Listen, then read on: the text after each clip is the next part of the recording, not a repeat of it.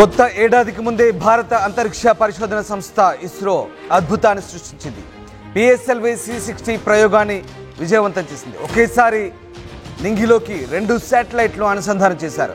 China, Russia, అమెరికాల సరసన ఇప్పుడు భారత్ చేరింది.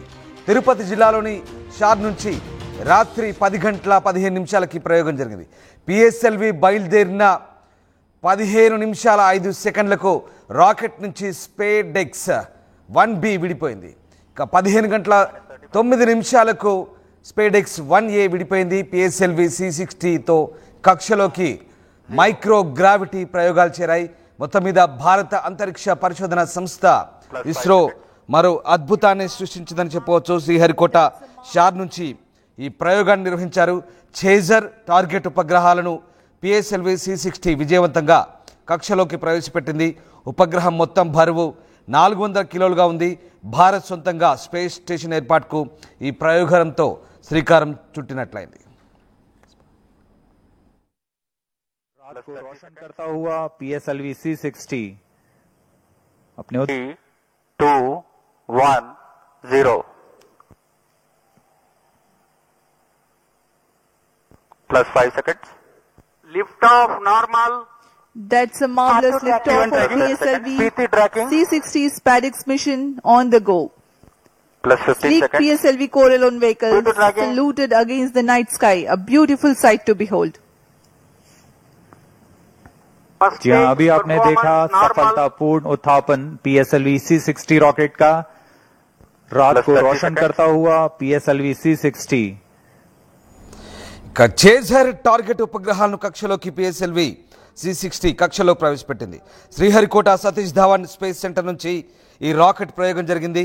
అంతరిక్షంలోని ఉపగ్రహాలను డాకింగ్, అన్డాకింగ్ చేసేలా శాస్త్రవేత్తలు ఈ రాకెట్ను ప్రయోగించారు. టార్గెట్ చేజర్ ఉపగ్రహాల బరువు 440 కిలోలు. స్పేడెక్స్ జంట ఉపగ్రహాలతో పాటు నానో శాటిలైట్ను కూడా పిఎస్ఎల్వి C60 అంతరిక్షంలోకి పంపింది. అంతరిక్ష వ్యర్థాలను తొలగించేలా ఉపగ్రహాలను శాస్త్రవేత్తలు రూపొందించారు. స్పేస్లోని శాటిలైట్లను ఈ 2 ఉపగ్రహాలు అనుసంధానం చేయనున్నాయి. స్పేటెక్స్ పేరుతో జరిగిన పిఎస్ఎల్వి C60 ప్రయోగంతో ఆదిత్య L1 సోలార్ మిషన్ కొనసాగనుంది. ఇప్పటికే పిఎస్ఎల్వి C59 ప్రయోగం విజయవంతమైన సంగతి తెలిసిందే. యూరోపియన్ స్పేస్ ఏజెన్సీ ESAకి చెందిన ప్రోబా 3తో పాటు మరికొన్ని ఉపగ్రహాలను నిర్ణీత కక్షలోకి పిఎస్ఎల్వి C59 విజయవంతంగా చేర్చింది. ప్రయోగించిన 18 నిమిషాల్లోనే ప్రోబా 3 శాటిలైట్ను పిఎస్ఎల్వి C59 రాకెట్ విజయవంతంగా నిర్ణీత కక్షలో ప్రవేశపెట్టింది. ఇస్రో ఈ ప్రయోగాన్ని న్యూ స్పేస్ ఇండియా లిమిటెడ్ భాగస్వామ్యంతో చేపట్టింది. మొత్తం మీద భారత అంతరిక్ష పరిశోధన సంస్థ మరో మైలురాయిని అధిగమించిందని చెప్పవచ్చు. స్పాడెక్స్ అనే జంట ఉపగ్రహాలను రోదస్సులోకి ప్రవేశించడం ద్వారా అగ్ర దేశాల సరసన చేరింది. ఇప్పటికే అమెరికా, చైనా, రష్యా లాంటి అగ్ర దేశాలు మాత్రమే ఈ టెక్నాలజీని అందిపుచ్చుకున్నాయి. తాజాగా వాటి సరసన ఇప్పుడు భారత్ చేరింది. ఇక స్పేస్ డాకింగ్, ఫార్మేషన్ ఫ్లయింగ్, మానవ అంతరిక్షయానం తదితర సేవలకు ఇది ఉపయోగపడతాయని శాస్త్రవేత్తలు చెప్తున్నారు. భవిష్యత్తులో ఇస్రో ప్రయోగించనున్న చంద్రయాన్ 4లో భారత అంతరిక్ష కేంద్రం నిర్మాణానికి అవసరమైన డాకింగ్ టెక్నాలజీని పరీక్షించేందుకు ఈ ఉపగ్రహాలు ఉపయోగపడనున్నాయి. ఈ ప్రయోగం విజయవంతం కావడంతో డాకింగ్ సత్తా కలిగిన 4వ దేశంగా భారత్ అవతరించబోతుంది. అంతరిక్షంలో ఇతర శాటిలైట్లను అనుసంధానించడం, అంతరిక్ష వ్యర్థాల తొలగించేలా ఉపగ్రహాలను రూపకల్పన చేయడం ఈ ప్రయోగం ద్వారా సాధ్యమవుతుంది. ఇక అమెరికా, రష్యా, చైనా తర్వాత డాకింగ్ మిషన్ను నింగిలోకి పంపిన దేశంగా భారత్ అవతరించింది. సాధారణంగా అంతరిక్షంలో వ్యోమనౌకలు గంటకు 1000 కిలోమీటర్ల వేగంతో ప్రయాణిస్తాయి. వ్యోమనౌకల వేగాన్ని నియంత్రించుకుంటూ ఒకదాన్నొకటి చేరువవుతూ కమ్యూనికేషన్ సాగించుకుంటూ సున్నితంగా అనుసంధానం కావాలి. ఈ ప్రాసెస్లో ఏమైనా తేడా వస్తే వ్యోమనౌకలు ఢీకొని విచ్ఛిన్నమయ్యే అవకాశం ఉంటుంది. అందుకే ఈ ప్రయోగం ఎంతో క్లిష్టమైనదిగా చెప్తుంటారు. ఈ డాకింగ్ విధానం ద్వారా కక్షలోని ఉపగ్రహాలకు మరమ్మతులు, ఇంధనం నింపుతారు. సో ఆ రకంగా ఒకదానికొకటి వ్యోమనౌకలు చేరువవుతూ నియంత్రించుకుంటూ ఇక అనుసంధానమవుతూ జరిపే ప్రక్రియనే డాకింగ్గా చెప్తారు. సో వీటన్నిటినీ కూడా విజయవంతంగా ప్రయోగించింది భారత అంతరిక్ష పరిశోధన సంస్థ ప్రయోగం విజయవంతమైన వెంటనే ఇస్రో చైర్మన్ డాక్టర్ సోమనాథ్ మాట్లాడారు. ప్రయోగం విజయవంతం కావడంపై ఆయన హర్షం వ్యక్తం చేశారు. ప్రయోగంలో పాల్గొన్న శాస్త్రవేత్తలకు ఆయన అభినందనలు తెలిపారు.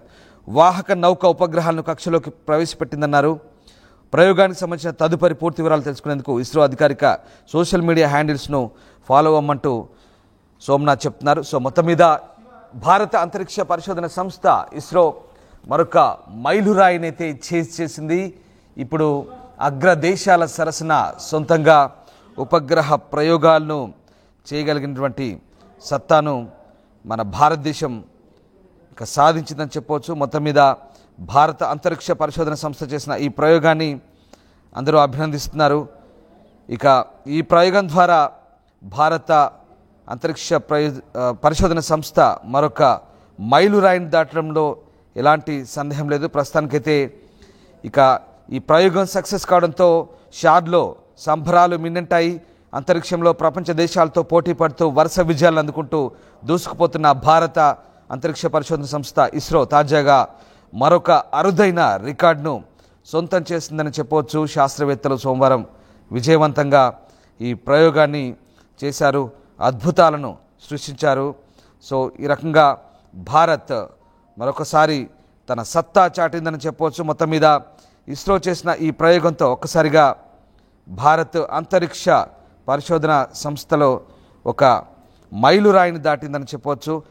ఇక రెండు వేగంగా కదులుతున్న వ్యోమనౌకలను ఒకే కక్షలోకి మార్చడం, తర్వాత ఒకదాన్నొకటి దగ్గరగా తీసుకురావడం, చివరకు డాక్ చేయడం లేదా ఒకదాన్నొకటి కలిపే ప్రక్రియని డాకింగ్ అంటారు.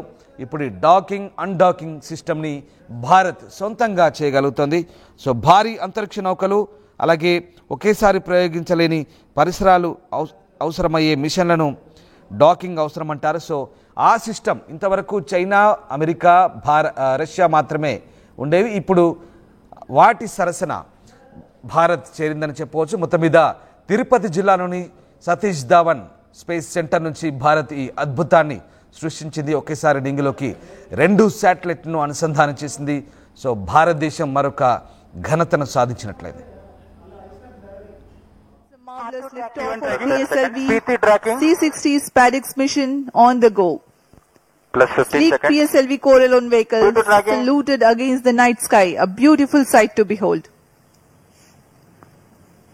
First जी हाँ, stage अभी आपने देखा performance normal. सफलतापूर्ण उत्थापन PSLV C60 rocket का रात Plus को 30 रोशन seconds. करता हुआ PSLV C60 अपने उद्दिष्ट कक्षा की ओर MFPCR tracking.